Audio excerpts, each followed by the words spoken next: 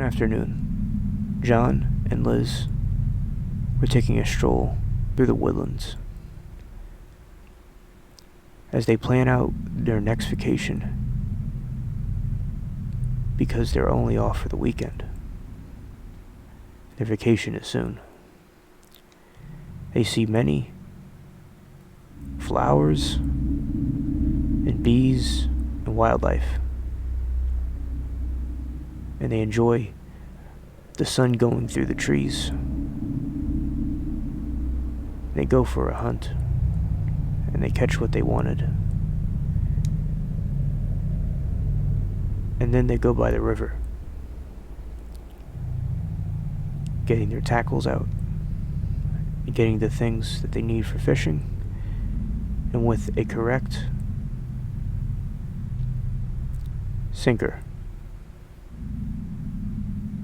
they catch some fish, even though it's difficult. And then off in the distance, they hear a blood-curdling shriek, and it startles them. And then John and Liz go through the trees, and they go into the main woodlands again to see what that could have possibly been, because they are alone. In the woodlands, there's not anyone else that should be there with them, especially considering that it was a scary screech.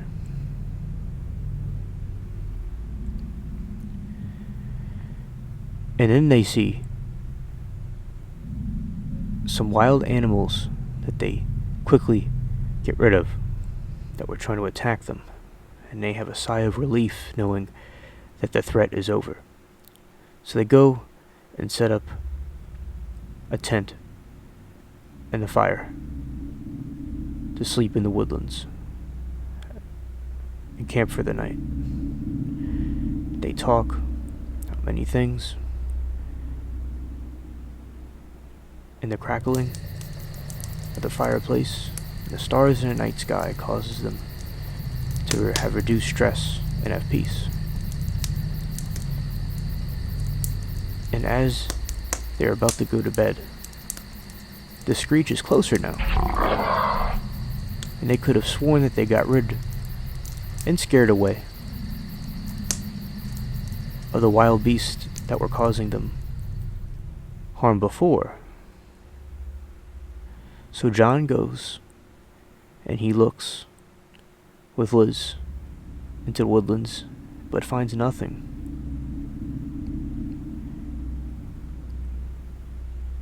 And they do see a hermit, and they ask him why was he making the screech, and he explains the folklore of these strange, colorful, creepy creatures that would go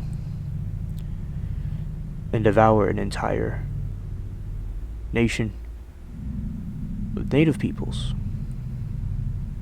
But the native peoples fought them off.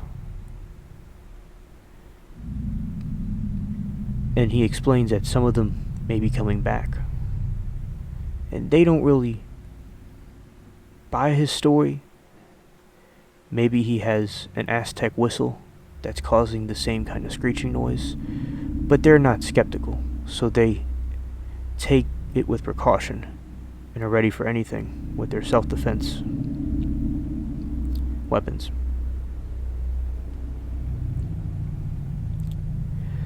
So they go back to their campsite, and it's very tense because it gets eerie and quiet. And then they see some lights in the distance and assume it's most likely a ranger exploring the terrain and investigating the same noises they heard. And they talk to the ranger, but his eyes keep changing colors from green to blue and then brown, and they get a little uncomfortable and ask him why his eyes are doing that. And he says, "Oh, they're just hazel." And then he gets a strange radio call. And then he goes off into the distance and is not yet seen. Until a little bit later, he comes up and says everything should be safe for them. And then they take off for sleep. The moonlight, with its ambience, illuminates their tent, and the crickets can be heard, and the wildlife can be also heard, with Saturn, Jupiter, and the different stars illuminating the night sky.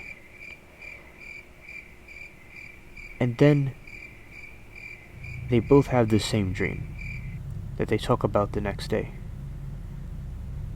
So Liz is woken up in a very dark, cold, metal room along with John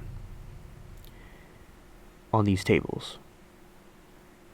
And these purple, blue, and rainbow people are taking samples from their bodies.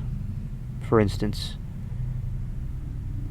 if you take a piece of metal and just gently put it across an arm, that's an example of a sample.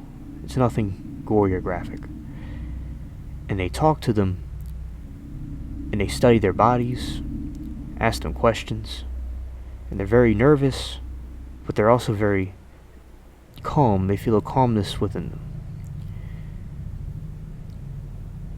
And they ask them how many planets have they seen. They say they haven't seen any.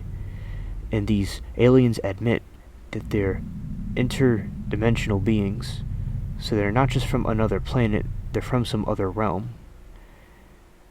As wise teachers of Christianity say, that the angels and other beings exist in other dimensions, and as we know, that some angels rebelled against God, and that is being explained to them as well. And they realize they are in a scary situation, and these strange beings also come out with a long-haired yellow person with a moose head attached to it, and starts speaking in a foreign language that is not known. And as the Bible says, if someone speaks in a language you don't know, that no one knows, it is most likely a demonic language. And then they start talking more about God. And as we can see, they don't like hearing that. And they take samples of their hair and their clothing and whatnot. And then they wake up in the morning and they both share that they had the same dream but don't remember everything about it. For instance, John remembers them being rolled through these hallways. She does not remember that. She remembers a giant spaceship control room with all kinds of lights and holograms.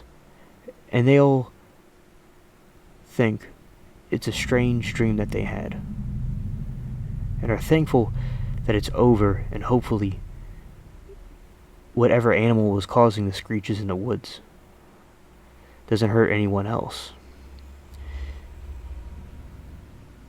And they do wake up with strange scratches on their arms, and they just brush it off and say, oh, I guess it was those thorn bushes we went through, Liz says. And John laughs it off, and they pack up their things and go home. This is loosely based off of my research of things that my companion and I discovered while we were researching aliens. And I hope you enjoyed the story. I did what I could to add suspense to it, and hopefully the audio is a little bit better this time. Alright, have a blessed day, thank you.